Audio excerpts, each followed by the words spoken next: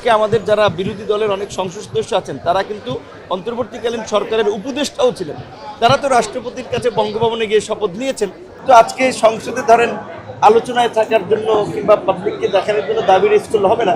সে সময় যদি তারা আপনার সিদ্ধান্ত নিত যে না আমরা ফেসিবাদের রাষ্ট্রপতির কাছে শপথ দিব না, তাহলে গার্ডস বোঝাতো।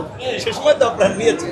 আমাদের প্রত্যাশা যে এই নতুন সংসদ অতীতের অন্যান্য সংসদের চেয়ে একটু ভিন্ন ধরনের সংসদ হবে, যেখানে সকলের মধ্যে একটা সহনশীল মনোভাব, একটা গণতান্ত্রিক চর্চা থাকবে। এবং আমরা যেটা বলেছি যে এই সংসদে যারাই আছি সবাই কিন্তু বলা চলে এই জুলাইয়ের পক্ষের শক্তি, সবাই নতুন বাংলাদেশ বিনির্মাণে অঙ্গীকারবদ্ধ। কাজে এই সংসদে একটা গঠনমূলক আলাপ আলোচনার মাধ্যমে আমরা কীভাবে নতুন বাংলাদেশ বিনির্মাণ করতে পারি, জন আকাঙ্ক্ষা পূরণ করতে পারি, সেটি বোধহয় আমাদের প্রধান ফোকাস দেওয়া উচিত। ছোটোখাটো বিষয়কে কেন্দ্র করে যেন মানুষের মধ্যে সংসদ সম্পর্কে একটা নেতিবাচক ধারণা তৈরি না হয়, সেই বিষয়টিতে আমার মনে হয় সতর্ক থাকা আমাদের সকলের দরকার। গরমে দাপাদাপি ঘরের চালের স্থায়ী সমাধান আনোয়ার সিমেন্ট শীট।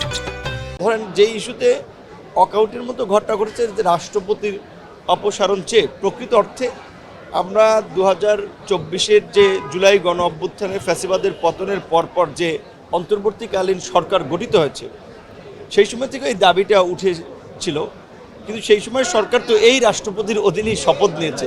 তো কাজে এখন আসলে সবেমাত্র একটা নতুন সরকার গঠিত হয়েছে, চাইলেই তো রাতারাতি এই দাবিতে চাপ প্রয়োগ করা কিংবা সংসদে ওয়াকআউট করে এটা সফল হওয়া সম্ভব না। রাষ্ট্রপতি এটা একটা পুরনো ইস্যু, যে আইনগতভাবে সাংবিধানিকভাবে সেটেল হবে। কিন্তু এই ইস্যু নিয়ে বোধহয় আজকে আসলে উত্তপ্ত না হলে একটু ভালো লাগতো, যে সবাই যদি শেষ পর্যন্ত থাকতো, অন্তত প্রথম দিন। আমার ব্যক্তিগত প্রত্যাশা এটা ছিল। তো আশা করি সামনের দিনগুলোতে আরও দায়িত্বশীল ইনক্লুসিভ হবে।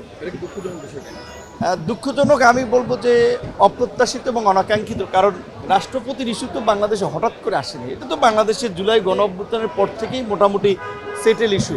যেমন আজকে আমাদের যারা বিরোধী দলের অনেক সংসদ সদস্য আছেন তারা কিন্তু অন্তর্বর্তীকালীন সরকারের উপদেষ্টাও ছিলেন। তারা তো রাষ্ট্রপতির কাছে বঙ্গভবনে গিয়ে শপথ নিয়েছেন।